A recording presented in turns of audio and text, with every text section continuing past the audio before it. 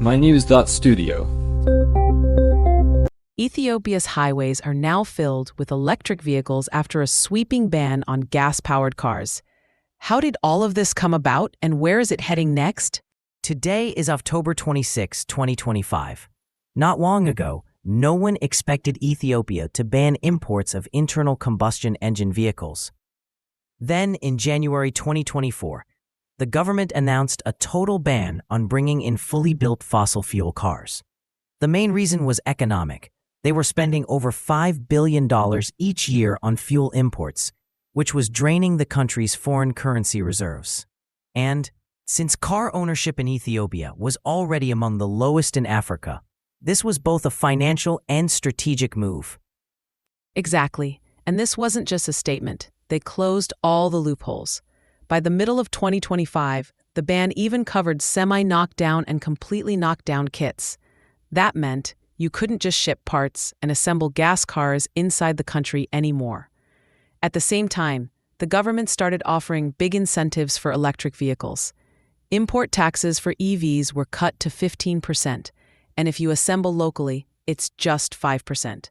Plus, they dropped VAT and other extra fees. So, what did this look like on the ground? The Grand Ethiopian Renaissance Dam came online, giving the country a steady supply of cheap hydroelectric power, about 3 cents per kilowatt hour. That's a major factor for charging EVs. In Addis Ababa now, over 8% of registered cars are electric. There are more than 100,000 EVs on the road, which is 3 times as many as just 2 years ago. Local companies like Marathon Motors and Green Tech Africa, along with Chinese brands such as BYD, have become central players. They're not just selling vehicles, they're setting up assembly lines, offering financing, and even rolling out the first public charging networks. In urban areas, people are starting to see EVs as reliable and even within reach. But I'm wondering, is this change extending beyond the cities? That's where the challenges come in. Nationally, only about 55% of Ethiopians have access to electricity, and even in cities, power outages are a regular issue. Most of the 100 public charging stations are found in Addis Ababa. The government's plan is to build more than 2,000 charging stations by 2030, and new rules require fast chargers every 31 miles. But right now, EVs are still mostly an urban phenomenon. There's also a new set of regulations. Importers now have to certify battery safety, open service centers, and help fund charging infrastructure in order to get into the market. That's building some consumer confidence. But what about financing? Can most Ethiopians actually afford an EV?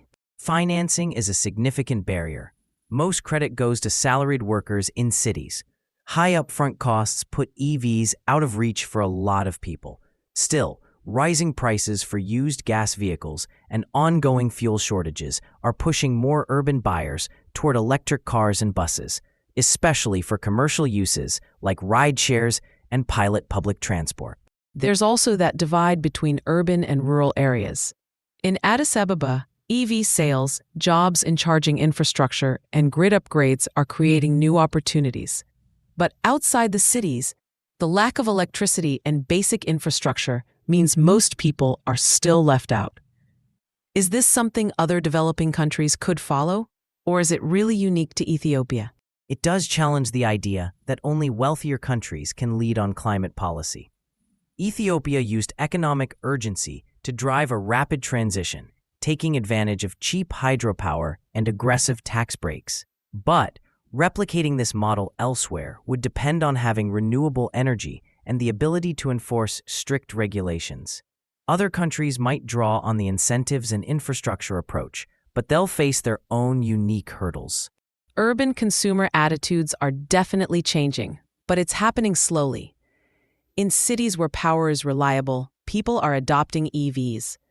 In rural areas, though, there's hesitation. Upfront costs, power reliability, and limited charging options all make it a tough choice. Do you think the government's goal of 500,000 EVs by 2030 is achievable? It's a big target. Replacing 95% of fuel vehicles and converting nearly 500,000 cars would mean major investments in manufacturing, charging, and workforce training. If infrastructure and incentives keep expanding and the grid improves, it could happen in cities. But countrywide, that's a much bigger hurdle. Ethiopia's approach is drawing attention from across Africa and beyond. It's a real-time test of whether policies and renewable energy can transform transportation in lower-income countries. How far can they go? And what would it take to bring rural communities into the EV movement? That's the key question. Right now, Ethiopia is showing what's possible when there's political will and the right resources.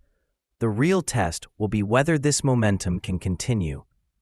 Ethiopia's electric vehicle journey began with an unexpected ban and has become a nationwide effort to transform transport.